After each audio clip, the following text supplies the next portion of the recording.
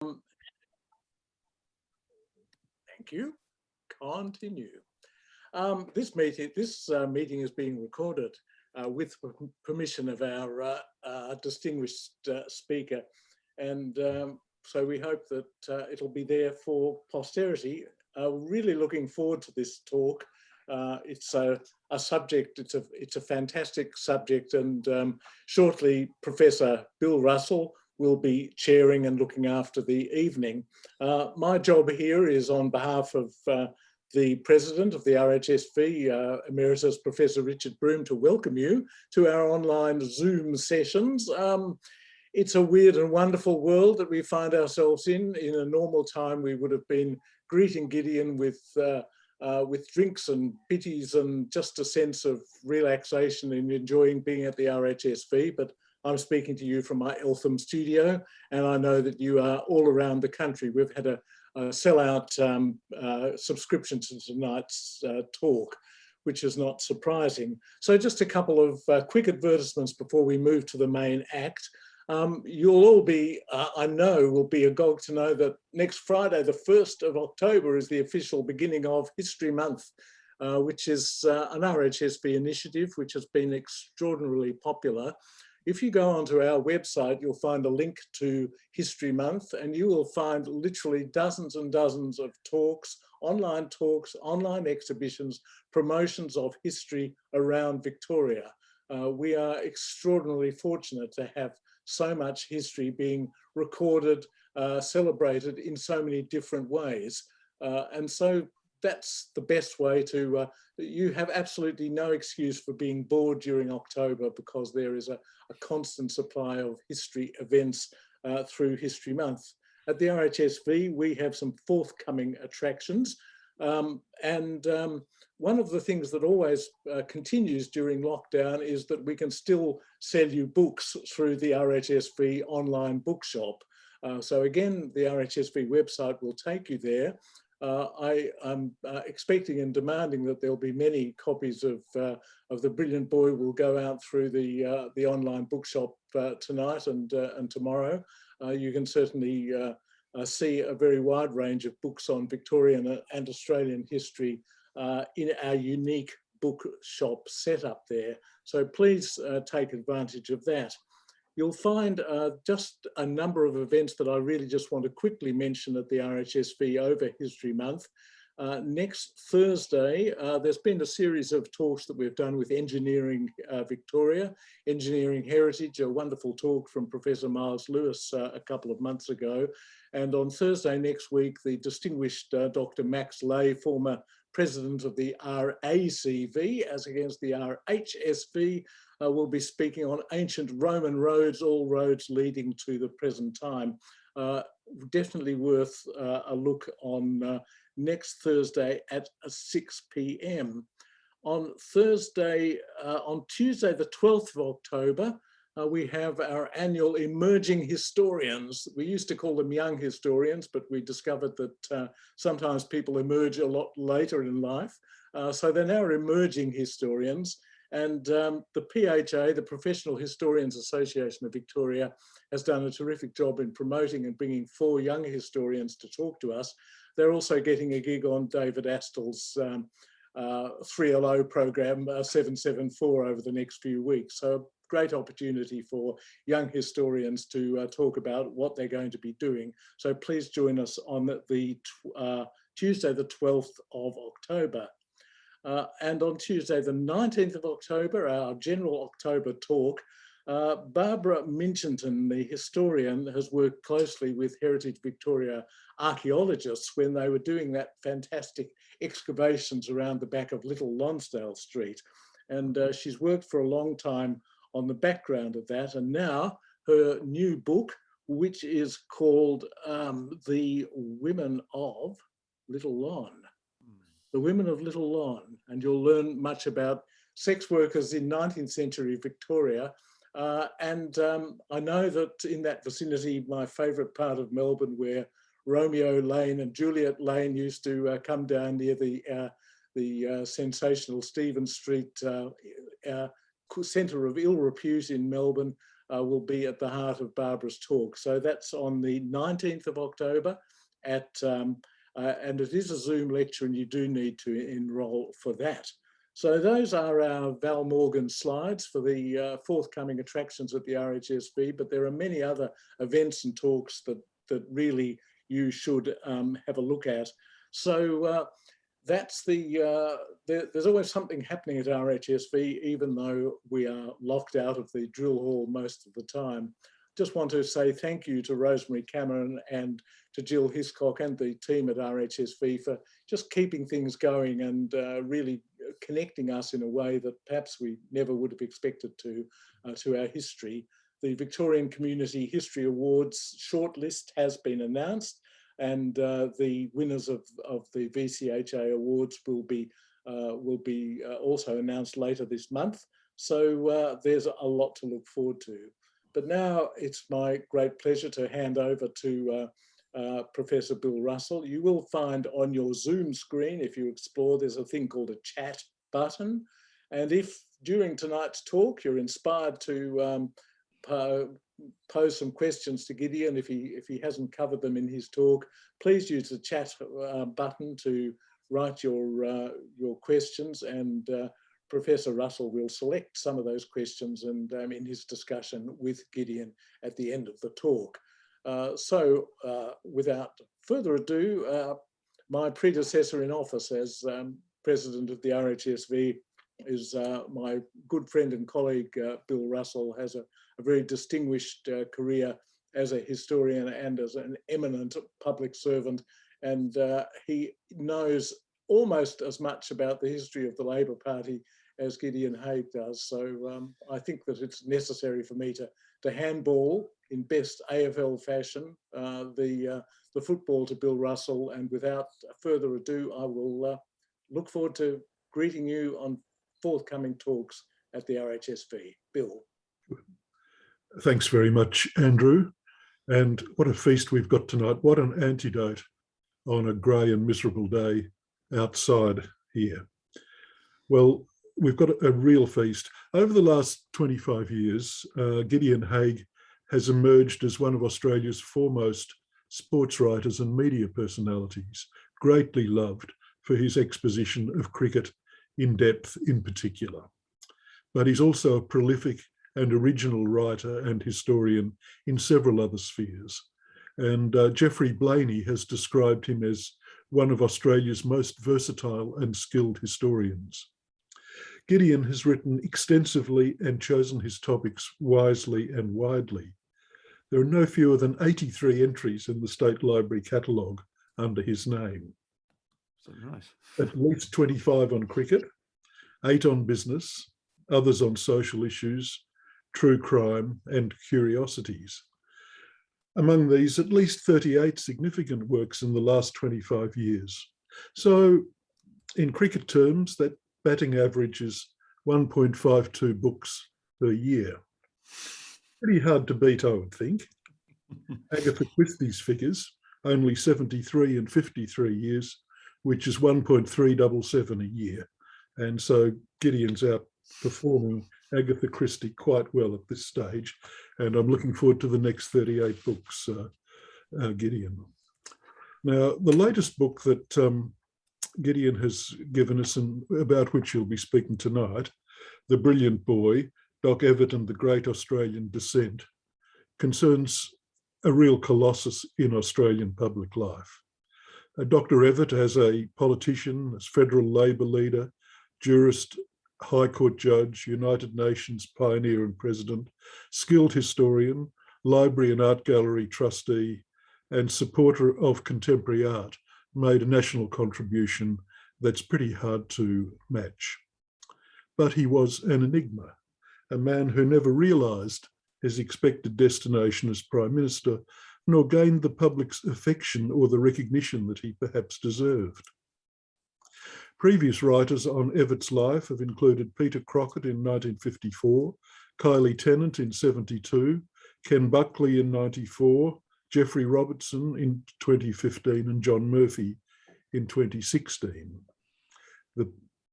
Alan Renouf and others have written specifically about Evatt's foreign policy and his important roles in the creation of the United Nations and of the State of Israel. Well, this new book of Gideon's, about which he'll be speaking tonight, provides some fascinating new insights, particularly focusing on Evatt's career up to the start of World War II, rather than on his later political and UN roles. Among other things, it explores a fascinating and recurring psychological theme of loss, running from Evatt's loss of two brothers in the First World War through the case of the eponymous brilliant boy, Maxie Chester, drowned in Bondi in 1937, through to echoes of the Chester's case in Evatt's 1961 judgment in the murder of Graham Thorne. So the brilliant boy is not Dr. Evatt, it's Maxie Chester. Now, when Dr. Evatt wrote his book on the Rum Rebellion, there was a re-evaluation of Captain William Bligh, and perhaps Gideon's current book will cause us to view Dr. Evatt with new and clarified vision. Gideon, I enjoyed your book enormously. We're very keen to hear from you as to your findings. Please now give us your take on Dr. Evatt and his world of dissent. Thank you. Well, thank you very much indeed, Bill, for that very erudite introduction. It's certainly nice to be called greatly loved. I know that because my mother's in the audience tonight. And I'm impressed by your figurings that I've got 83 mentions in the State Library of Victoria catalogue. I'm sure Lois McKeevy, who's also out there in the audience tonight, can confirm that. Just call me anything, just don't call me prolific. I hate it. Anyway, let me take you back to a Saturday afternoon in Sydney in 1937. It was a clear day, but it had rained for the preceding 2 days, and people emerged from their homes. Kids began to run out into the streets, and among them were 3 children of a family of recently migrated Polish Jews, the Chester family. In fact, their actual name was Sokochevsky. They had, like a lot of recent migrants to Australia, anglicised their names in order to fit in, and they were doing their best to find a niche for themselves in Waverley's Allen's Parade. They'd only been there for the preceding fortnight. There was 15-year-old Benny, there was 12-year-old Rose, and there was 7-year-old Maxie. Later that afternoon, only 2 of them, the older 2, came back. We don't know exactly how they were separated, but it's not difficult to imagine. It seems as though Benny and Rose wanted to go to the pictures rather than to look after their kid brother. But by the time the Star Theatre had emptied that afternoon, Maxie's mother, Golda, was getting anxious, and the anxiety worsened as a neighbourhood search proved fruitless. If you know about the law of torts, you know what happens next. Darkness closed in. Searchers concentrated their efforts on a nearby ditch that had been abandoned by council workers during the week's rain. It was now brimming with water. Children earlier in the day had been observed jumping from side to side. So it was that around about 6:30, after the police had used poles to feel along the bottom of that trench, the limp figure of Maxie was brought to the surface. There were efforts at resuscitation, but they failed. The boy had drowned and the mother suffered a nervous collapse. And then, as often happens, the law moved in. What were Golda Chester's potential causes of action in suing the council for negligence? Well, there was a statute called the Compensation for Relatives Act, but unfortunately it required the plaintiff to prove a loss of income, and Maxie, being only 7, has provided no income for the family, so there was no prospect of an action succeeding on those grounds.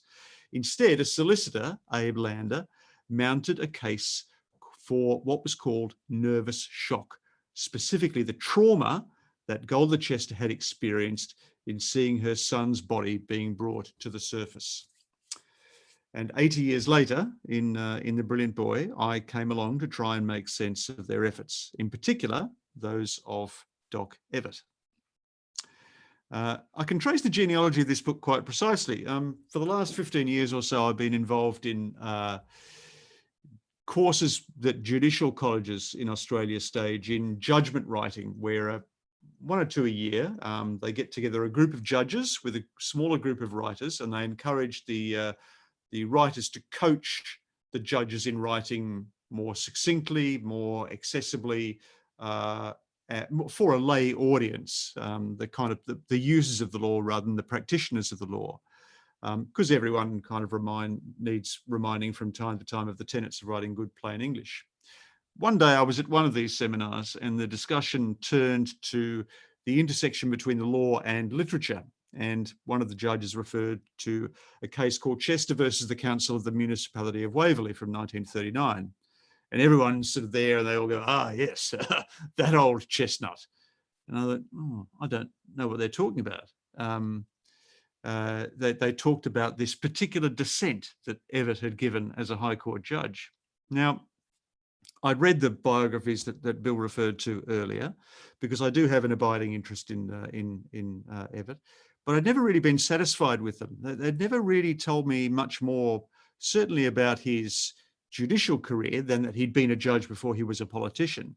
And they never really explained to me satisfactorily why he had been such an attractive personality in the first place, why he had achieved this eminence on the Labor side of politics. So, of course, when I encounter something that I'm not experienced in or don't know anything about, I go to read it, and it's easy enough to find the Chester Dissent. And when I read it, I thought, you know what?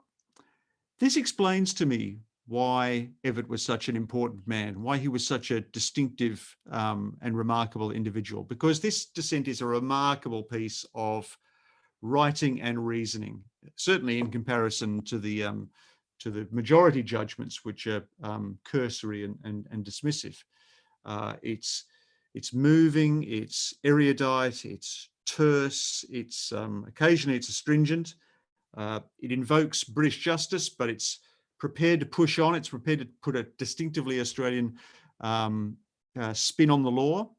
And I understood why Geoffrey Robertson referred to it as an example of Evatt's profound belief that humanitarian principles could be deployed by judges to develop a common law that would meet the needs and challenges of a changing world. I think more particularly, it contains a flavour of Evatt, or at least the flavour of the Evatt that he wished to be. A man kind of striving against the grain of the conservatism of his country to nurture a bigger, fairer culture. So when I looked at it, I thought, you know what, there's a great opportunity here to write about Evatt afresh. You can use this particular judgment as an aperture through which to view the entirety of Evatt's career, because there were, as I'll go into later, significant autobiographical resonances in the tale of Maxie Chester. There's a wonderful vignette in the Diaries of Nettie Palmer from 1939, where she hosted Evatt to dinner, and she describes him kind of at the peak of his powers. He's only 44. He's just spent a year abroad lecturing in at Harvard and Columbia. He's been fraternizing with Franklin Roosevelt and Felix Frankfurter. He's been in Europe. He's been in the UK. And Palmer writes, "The man leaves you with a sense of the fullness of life. It's partly physical, the broad, powerful shoulders of a former footballer, the gusty voice and laugh, but partly his management of energy and time. Ever since he accepted an appointment to the High Court bench, he has taken for granted that in this Olympian calm, he can do what he wants." And that's integral to my vision of Evatt in Chester, which reflects, I think, both his very powerful commitment to justice, but also his brooding dissatisfaction with the bench, because it's only a year. He only spent another year on the bench before he returns to politics, and of course becomes the External Affairs Minister and Attorney General in the first Curtin administration. But like I said, there are important salient aspects of Evatt's biography that resonate with the tragedy that befell Golga Chester. Evatt was one of 8 boys from rural Maitland. 2 of them died in infancy. His father died when he was 6. His mother, Jessie, was fiercely ambitious for young Bert and supportive of his intellectual precocity. His secondary and tertiary educations are a pageant of honours. He was one of only 170 barristers in New South Wales when he joined the bar. He was only the university's 3rd Doctor of Law. Like most Australians of his generation, the Evatts were visited by wartime tragedy. Jessie patriotically saw 2 teenage sons off to war, and neither of them returned. And Jessie never recovered from the loss. It was a general consensus of the family.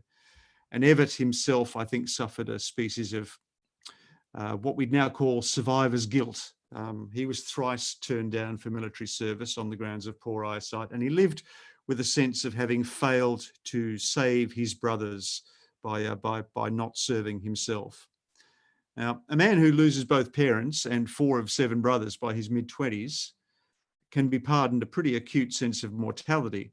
And in Evatt, I think we see the interplay of a very strong sense of destiny and a highly developed dread of the external forces that might thwart its fulfillment. Also, Evatt was, while often deeply suspicious of adults, entirely disarmed by the young.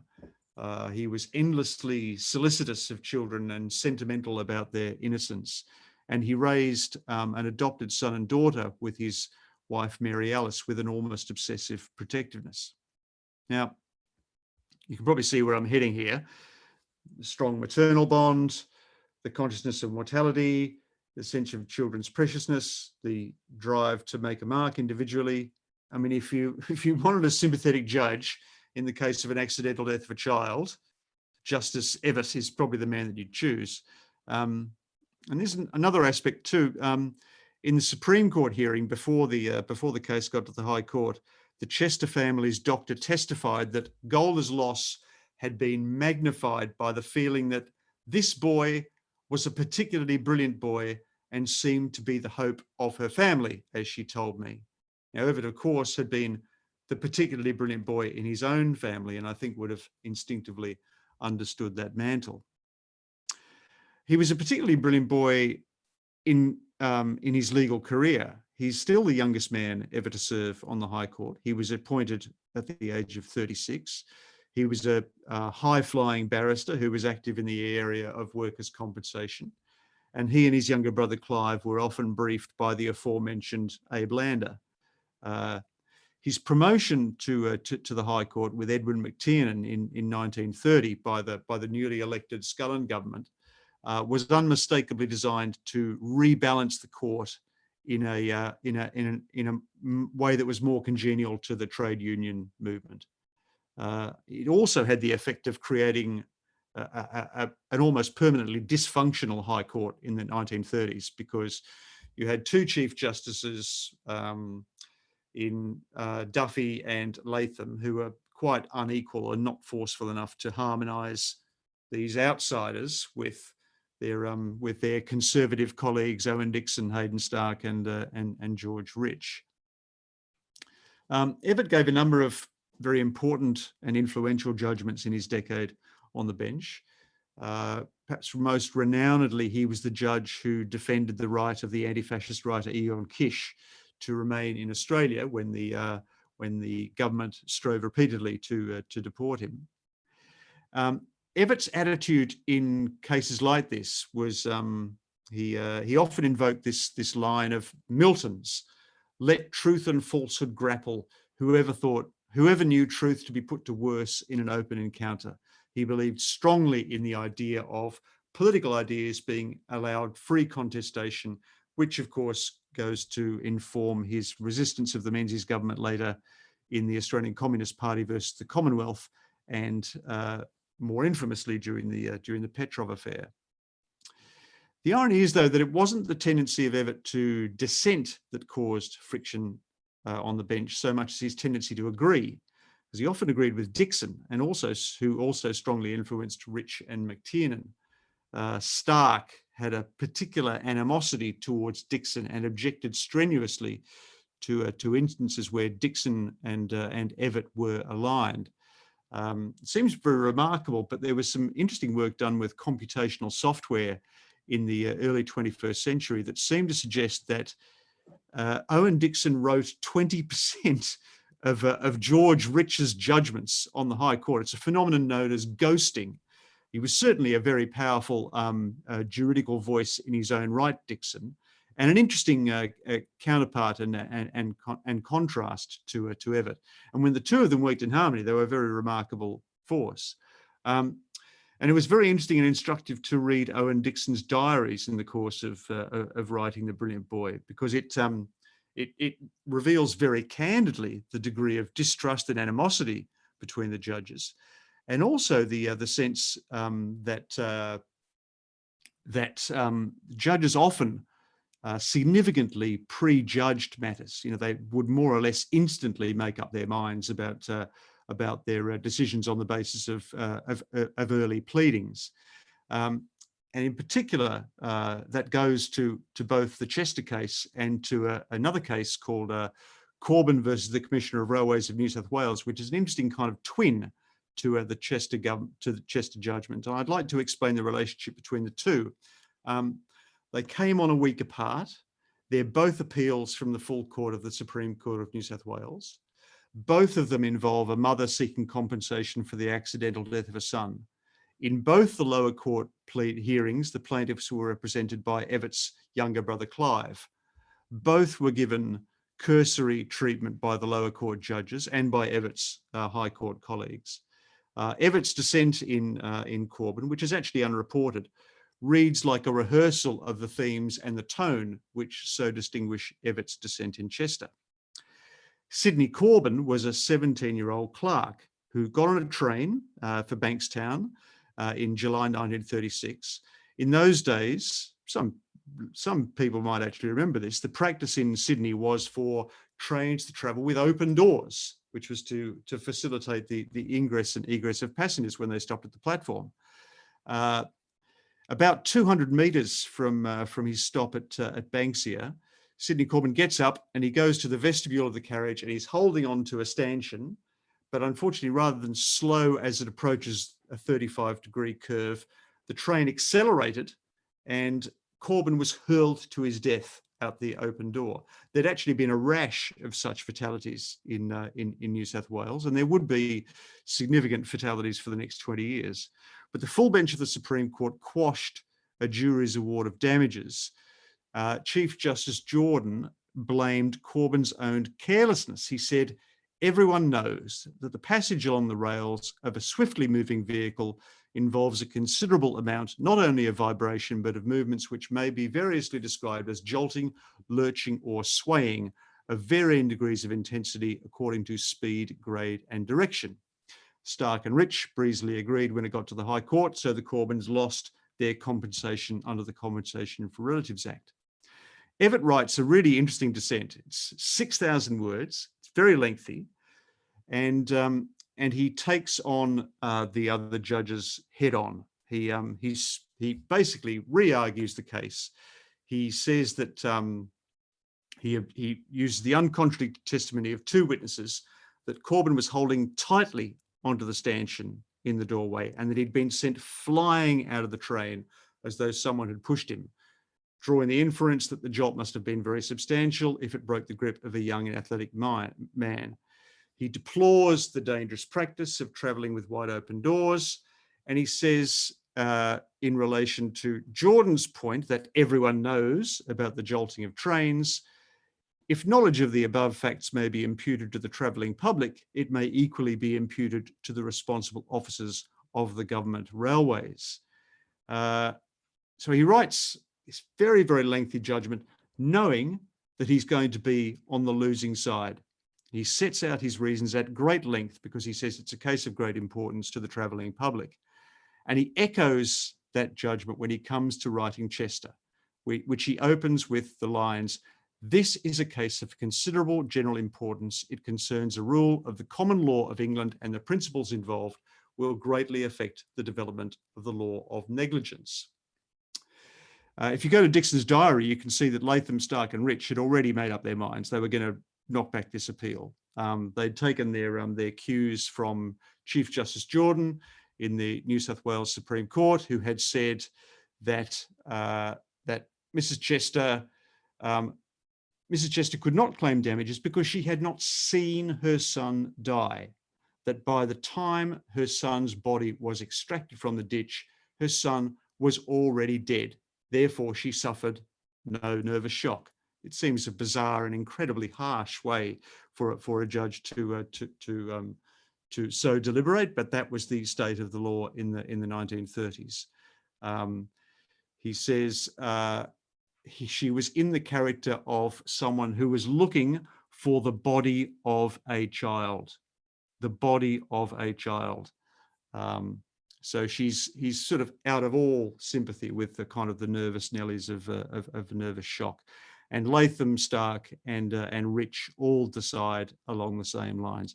Latham actually says that death is an everyday occurrence and its effect on others is usually transient.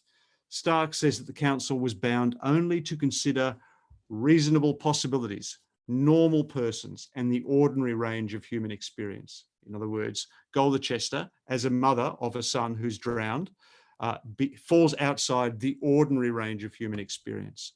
And George Rich says that Golda is in the character of a wayfarer and she is not actually using the road. The only responsibility of the council is to those who are using the road.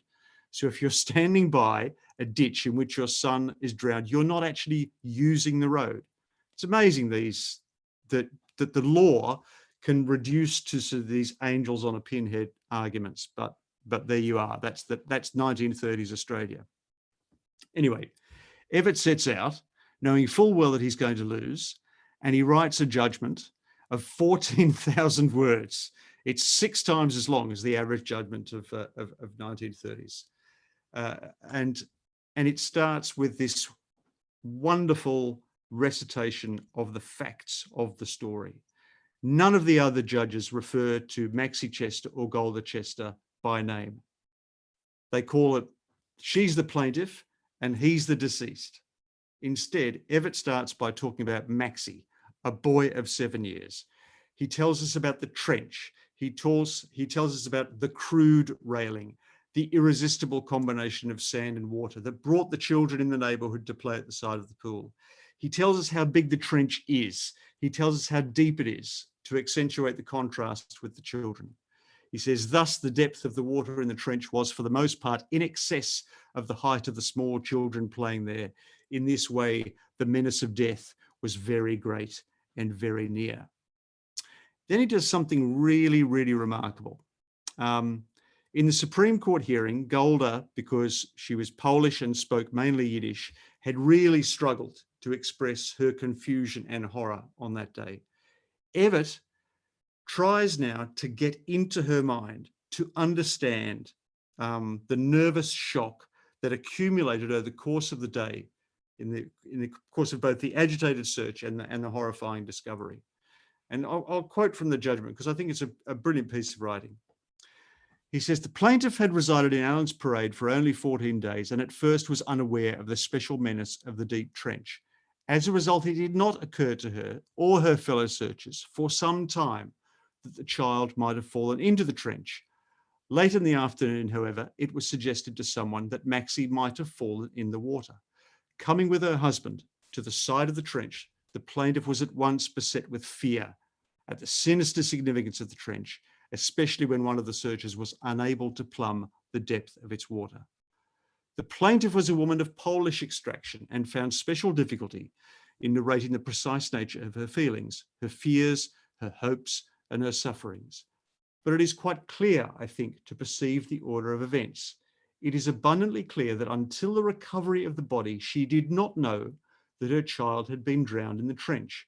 Like most mothers placed in a similar situation, she was tortured between the fear that he had been drowned and the hope that either he was not in the trench at all, or that if he was, a quick recovery of his body and the immediate application of artificial respiration might still save him from death. In this agonized and distracted state of mind and body, she remained for about half an hour when the police arrived and the child's body was discovered and removed. During this crucial period, the plaintiff's condition of mind and nerve can only be completely understood by parents who have been placed in a similar agony of hope and fear, with hope gradually decreasing. It's a brilliant piece of writing. I think there are very few. I read a lot of High Court judgments in the course of writing this book. I think there are very few who have been so infused with the sense of a judge stepping down from the bench to commune with a suffering plaintiff. Evatt offers Golda Chester the voice that she was denied by needing to speak in an unfamiliar tongue. And he unites her with other mothers, maybe even Evatt's own, in the experience of the agony of hope and fear occasioned by a child in peril. Remember, twice Jeannie Evatt watched her sons disappear into danger, and twice she endured the long wait for dreadful news that was always a possible outcome. Evatt's claim that it's remarkable there was not some evidence of permanent injury to the plaintiff's nervous system almost certainly derives from personal experience. Then, to universalise Golda's predicament, Evatt does something bolder and I think unique in the history of the High Court. He talks in terms of literary citations. Remember how I referred to before his use of Milton to dramatise the idea of the contestation of intellectual ideas. Here he uses citations from William Blake and Joseph Furphy to talk about the concept of the lost child in a harsh landscape, and to explain that it's actually part of the kind of the Australian mythology. It's actually, I mean, you encounter it in poets like Lawson and Patterson and Barcroft Boke, and you see it in the famous painting of Frederick McCubbin, paintings by Gill and Strutt and MacLeod. But he takes the marvellous passages from Furphy's Such Is Life, where Furphy's alter ego talks about the search for Mary, the incarnation of modern Australian, who wanders off into a bush and is found dead in a bilby hole by searchers, and the accumulating dread of those searchers in the course of their fruitless inquiries. And they're fantastic passages. They're incredibly apposite, and they fulfill an important function because they bridge a gap in legal understanding. This was a very inchoate area of the law. It very seldom explored by judges, and it was obviously a very pioneering application of the law in Evatt's dissent. But it's very remarkable that Evatt should have chosen an Australian writer to illustrate this point. Michael Meehan, who's an Australian novelist and lawyer, talks about it being the unique example of the integration of literature as local knowledge into an Australian legal judgment. It's also, I think, an expression of Evatt's patriotism that he places Furphy on par with Blake. Interestingly, Nettie Palmer's husband, Vance, had just persuaded Jonathan Cape to publish a new edition of Such Is Life, which had resulted in Furphy being acclaimed as Australia's Mark Twain. And one of the people who wrote to Evatt in the wake of the Evatt dissent is Miles Franklin, who was, of course, Furphy's biographer, who says that it's entirely fitting that Evatt, among all the jurists, should have chosen to invoke Furphy, because Evatt is one of our own authors and a truly Australian one. Anyway, from this point, Evatt begins to go into the intricacies of his legal reasoning. And I probably shouldn't go into these in great depth. That's for more of a specialist audience. But suffice it to say, it's an incredibly innovative use of the existing law of precedent. It was a wilderness of isolated instances, the law of precedent in the area of nervous shock, to use Tennyson's favourite phrase. But Evatt takes uses for really the first or second time in Australia a really important judgment by an Anglo-Australian called Lord Atkin in the famous case Donoghue versus Stevenson, the immortal snail in the bottle case with its timeless duty of care question, who is my neighbour? And he says basically, now the council is a neighbour that needs to have in mind the consideration of people like Golda Chester, They don't fall outside the range of normal human experiences. A mother and mourning a son is a fundamental human bond, and the law is not worth having that denies that. And there's some particularly marvelous lines where he takes the lower court judgment by Jordan and kind of turns it on its head. You remember that passage I referred to before, where Jordan says that that Golder-Chester was merely looking for the body of a child. Evatt says Golder-Chester was not looking for the body of a child. She was looking for her child. They're devastating lines, I think, and I think highly effective, concise, and arresting. Like most of the rest of this judgment, it is very accessible to a lay reader. Evatt is constantly drawing it back to everyday experience, so that anyone, even a non-lawyer, can understand what he's driving at. He also does something very innovative. He groups searching parents into a specific category of negligence claims called search and rescue claims, involving trauma to those rushing to assist the killed and maimed. And this allows him to invoke a favourite American jurist, Benjamin Cardozo, in a case called Wagner versus International Railway, which involved cousins, one of whom was badly injured in the search for the other, who had fallen from the open platform of an overcrowded trolley car. And Cardozo has these classic lines in that judgment where he says, "Danger invites rescue. The wrong that imperils life is a wrong to the imperiled victim. It is a wrong also to his rescuer." So he's basically saying Golder-Chester falls into the category of rescuer, therefore she's entitled to recover damages. And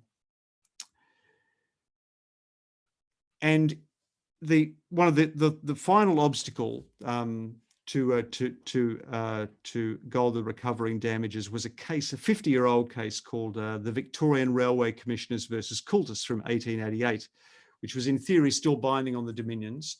It was a case in which a pregnant woman had claimed for damages suffered from negligence at a railway crossing in Richmond in Victoria.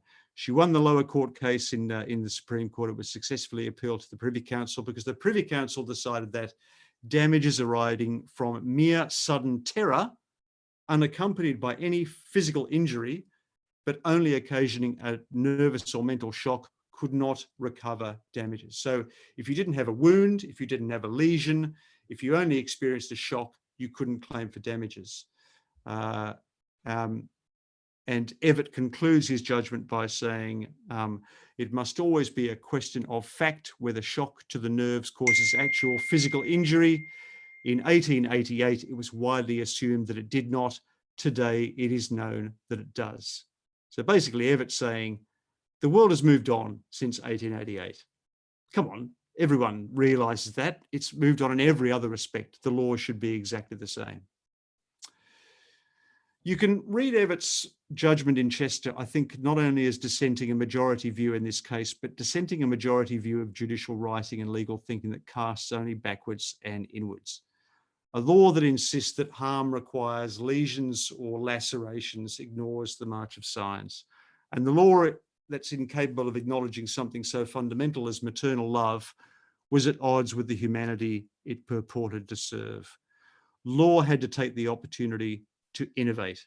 This was only the second time that a nervous shock case had come before the High Court, with no way of knowing when the next one might come. In fact, it would be another 31 years. In his travels the previous years, he had encountered leading liberal jurists and legal thinkers abroad, and he certainly, Evatt, was the kind of man who saw himself on a par with those, and he was determined to make a legal mark. And this is a case that certainly suited that self-perception of himself as a kind of a legal pioneer. It's a very far-sighted prophecy that the law would eventually follow in Evatt's footsteps, but it did eventually happen in a case called Gents versus Coffey before the High Court in 1984, where Justice Dean as part of the majority, concluded that it must now be accepted that the conclusion of Evatt J is, on the facts in Chester, plainly to be preferred to that of the majority. I think you also see in Evatt's Chester dissent Evatt's dissatisfaction with the law's tendency to the status quo. Remember, it's 1939. Evatt's just been round the world. Every day he can feel the world inching a little bit closer to war. Yet here he is, he's a comparatively young man. He's outnumbered on the High Court by individuals who would never advance anything if they didn't absolutely have to. So I think it's a kind of a note to self that if he wished for liberal and humane policies, he might actually need to play a part in their actual formation. And I think that's fundamental to his decision to return to politics in 1940. And lastly, I think we're left with Chester's kind of very particular personal resonances. Maxie was in fact the same age as Evatt's daughter Rosalind, who had herself recently been unwell, and was a similar age to Evatt on the death of his father. Thanks to the wartime tragedies the Evatt family had suffered during the First World War, the shock of loss and the tragedy of unfulfilled promise still loomed large in his family. Evatt could hardly endorse a legal view that the sudden and distressing death of a child produced consequences of only a temporary nature when he knew it to be so untrue in life. So that's one of the reasons why, these are the many reasons why, deeply compassionate, unfailingly rigorous, Evatt's dissent in Chester is the great Australian dissent.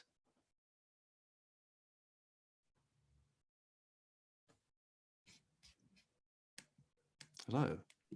Marvellous. Now, I'd like everybody to show your appreciation of that terrific talk that he's just given us. Thank you. It's a silent applause, but a very genuine one, I'm sure. And I'd like to ask members of the audience to think about your questions and put them there in the chat box for us. And in the meantime, I'm going to just take the opportunity to slip in a question myself. The account you give of the High Court is pretty alarming. You've got this Owen Dixon playing a very dominant role and perhaps ghosting other judges' judgments, a sort of plagiarism, I suppose. You've got the truculent Stark, who won't agree to anything. You've got the bumbling Gavin Duffy. Yes. And yet, at the end of the day, Evatt's only appointed very rapidly as a sort of political appointment, rather than one based on, you know, those enormous strengths he had, which even Menzies acknowledged. So what does it tell us about the way that the highest court in the land was being run for the first few decades of our country? Well, I mean, the interesting thing when you look at the High Court in 1930 is that it's so close to the origins of the High Court. You know, it's only 25 years old. It's only relatively recently the actual fathers of federation, and there are those who wrote the Constitution, have moved on from the High Court with the death of Griffith and Barton. There's then that period where Higgins and Isaacs are the dominant figures, and they're kind of remonstrating with the fathers of the Constitution. By 1930, there was still an awful lot of the Constitution that had never really been tested. There were whole areas of the law which the High Court had never really ventured into. So its role in Australian life had been relatively circumscribed, and it was also a projection, if you like, of the very, very conservative Australian bench and bar. It was a conservative institution because it drew from a very, very small gene pool and tended to endlessly replicate itself. That's why the appointment of Evatt and McTiernan in 1930 is so controversial, because all of a sudden people are going, a political appointment to the High Court, oblivious to the fact that every previous appointment had been political, except it had been a conservative appointment, which is kind of fascinating. We sort of don't acknowledge that politics is going on when in fact politics is manifest in every move the High Court had made until that point.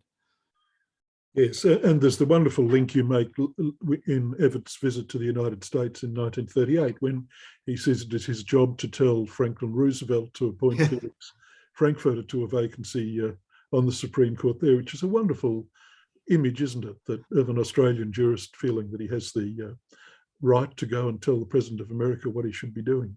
Evatt never saw an area or a discipline or a body or a job that he didn't think he could do best or better than anybody else. He did think he was uniquely well suited to every big job that came along, which led did lead to a certain degree of mistrust and a certain degree of animosity from those who didn't necessarily share that view. But in legal terms, the law actually was a perfect area for Evatt to venture into, because it allowed for the virtuoso individual. It didn't necessarily require a great degree of collegiality. It required extraordinary levels of brain power. There's no doubt that when you read the Chester Dissent, it's an extraordinary intellect at work, working backwards from principles of the just and applying the law in a way that's congenial to them. And it actually kind of, there is a touch of the squeaky wheel, getting the oil in the law. The man who's prepared to stand up and be a bit different. It's a way to achieve a certain prominence and note. And Evatt liked note. Evatt was never shy about standing out from a crowd. I think it's arguable that politics suited him rather less well. Perhaps Evatt peaked too soon. Folks, don't be hesitant about writing those questions down in the chat room. Gideon, you've been talking a bit about Evatt's personality traits and strengths and weaknesses there. And in the book, you're very clear. You speak about his confidence, curiosity, and versatility as his strengths, but you've got a longer list of perhaps weaker traits: vanity, pomposity, craving for self-advancement, belief in his own rectitude, and a keen eye for publicity. Do you think those traits counted against him in the judgment that people tended to make, that a rather tepid regard compared to the affection for Curtin and Chifley? I think he was always an anomaly on the Labor side of politics. For a start, he's an intellectual who's kind of reached his position in politics by reasoning, by intellectual contestation. He's not born to the Labor side of politics. In fact, if anything, he rather confused someone like Menzies, who couldn't believe that a man could possibly have both Evatt's intellectual firepower and not be a naturally anti-Labor. So he's an almost sort of, in that sense, he's a misfit on both sides of politics. He's looked upon as a bit of a traitor by conservative causes, and an anomaly or an outsider in Labor politics. And I think he never really disarmed that level of mistrust in the Labor Party. He was never able to attract significant factional support. He never really had an intellectual peer. When he ran Australia's foreign policy during the Second World War, he almost did so on a freelance basis, with relatively little reference to Curtin. And he certainly, in his response to the post-war opportunities to build multilateral bodies, I don't think Chifley had the remotest interest in that. Evatt really is off on a folly of his own, a noble experiment, but one that he's actually able to pursue, because for so much of that time he's away from Australia and is not answerable to caucus, is not actually answerable to cabinet. So I think I don't think any politician in Australian history has ever enjoyed that degree of latitude in the office that they held. He virtually invented the ministry or the Department of External Affairs, And he was certainly in his role at the United Nations. No Australian External Affairs Minister or Foreign Minister has ever shown so much interest in multilateral institutions as a potential last resort in the face of the oncoming Cold War. Yes. Well, we're now getting some great questions rolling in, so I'll move over to some of those. Firstly, from Mary Hoban, are you tempted, Gideon, to explore some of the other aspects of Evatt's life in another book? He certainly does repay. He is such a protean individual and such a versatile individual that he almost does require separate books to cover the different parts of his life. Of course, his politics has been endlessly passed by biographers, but his historical writings, I think, really stand up well. I was impressed by how fresh they were, how vivid, how robust, how confident they were. The Roma Rebellion and Australian Labor leader, now much neglected, I think. Take the very bold stance that Australia is a history-making country, that we're not just simply outposts of empire, that we played a part in the making of our own history, and that the forces of individual personality have played a part in the making of the country. I think that Evatt's historiography is well overdue another look. Whether it will be me that does that is another matter. I was particularly drawn to this judgment, though, because it did allow me to look at Evatt through an unusual aperture. It had never really occurred to anyone to look at Evatt the jurist. That had previously been only regarded as a kind of a prologue to his political career, and I was interested in it, but I couldn't find a book that would tell me about it. And that's often the origins of interesting books. You write a book that you want to read yourself. As well as his own writings, which the ones you've mentioned are terrific, and the introduction he wrote to Raffaella Carboni's Eureka Stockade is very important in this state as well. But Leslie Beasley has followed up this aspect by saying, I love that you highlight his links to Australian literature, for example, Joseph Furphy and Miles Franklin. Leslie wonders, could you expand on that aspect a bit? I think one of the things that you get a very strong sense of when you write about Australia in the 1920s and 30s is how small its kind of intellectual circle is, the sort of salons of artists and authors and actors and musicians. Everyone seems to know everybody else, and they're kind of huddling together for warmth in a relatively small country that is making its own way. There's also a sense of Australian possibility out there, that they're kind of making the country from scratch. There's tremendous opportunities at the same time.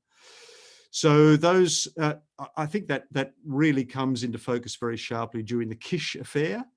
That this is that Evatt becomes a kind of hero to the Australian intelligentsia by taking such an independent stance on the High Court.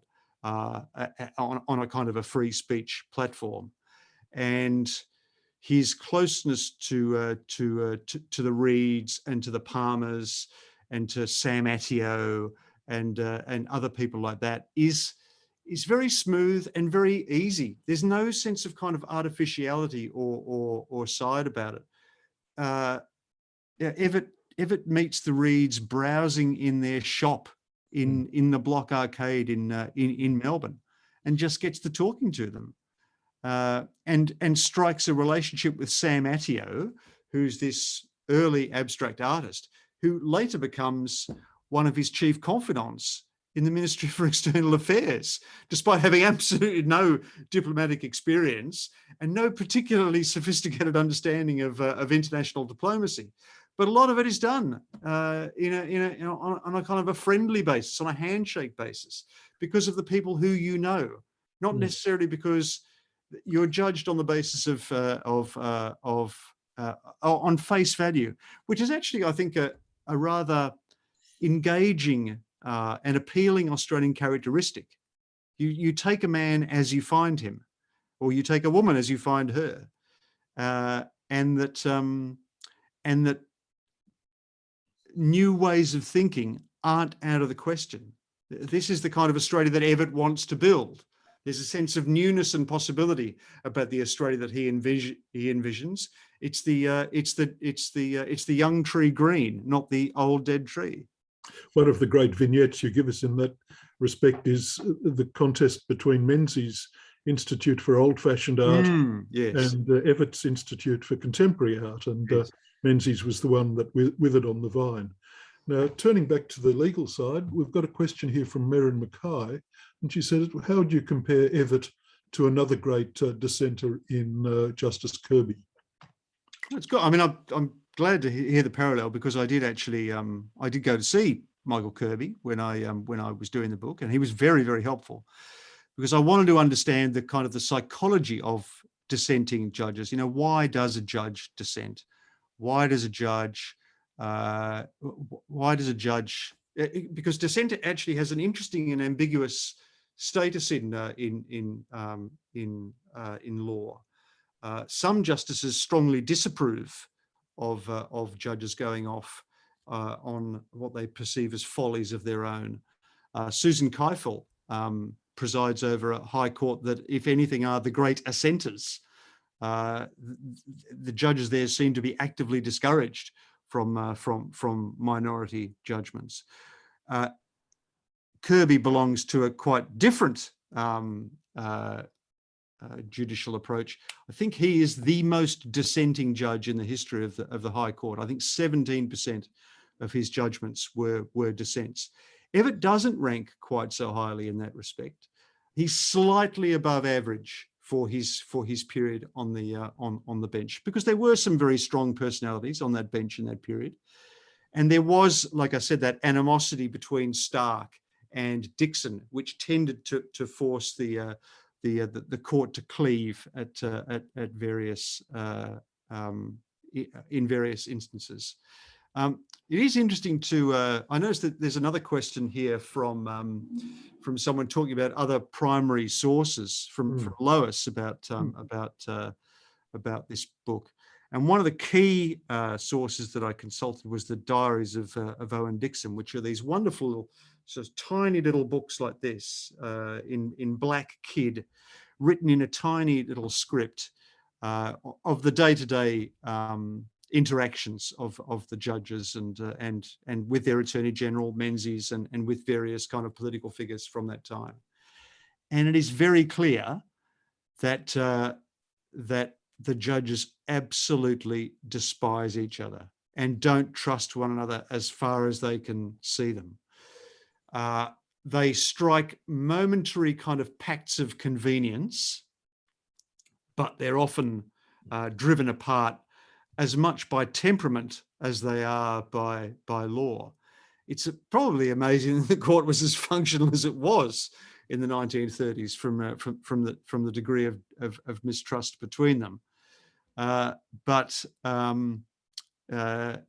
dissent was as much, I think, a function of personality in that period as it was a kind of a general judicial approach.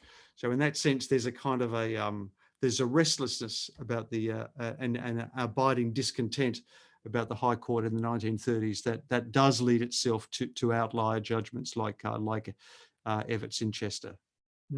Also, in relation to the question about your sources and your tradecraft, I think it's terrific the way you've got the acknowledgements section as well as that very good bibliography, and you do explain in the acknowledgements the many people that you were able to speak to, and kinds of resources that you were able to use, and it's a great historical exercise to go through and see how you explain all of that.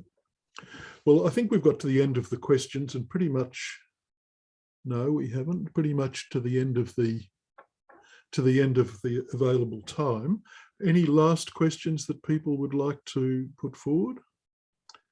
In that case, I'd like to very much thank our speaker. Gideon, you've given us a very generous and fascinating and I think distinctive and unusual presentation, and it does help us to see Evatt the man in a way that you know, some of the more politically oriented books perhaps haven't done as well. It gives us a sense of psychological depth, very poignant at times, I think. One of the most poignant ones being when you describe his decline. Yes. Really very moving section. Anyway, we'd like to give you the gift of a copy of our book, Remembering Melbourne, which we'd like to post to you as a memento of tonight, and with our very sincere thanks for the time that you've made available. Just in closing, I'd like to remind everyone once again that History Month is about to begin in the day after tomorrow. And I think Max Lay's coming talk on the 7th of October about roads from ancient times will be a really thrilling talk. So don't miss that. Gideon's book, The Brilliant Boy, Doc Evatt and the Great Australian Dissent, is on sale at the RHSV bookshop for $39.99. What a good place to buy your history books and every other kind of thing you might need. And don't forget, the parcel post is going to be blocked, and you need to get your Christmas presents now, and the RHSV bookshop's the place to get them. Thank you very much for your attendance. Thanks, Gideon, Andrew and Rosemary. Good evening. Thanks very much, Bill. Thanks, everyone.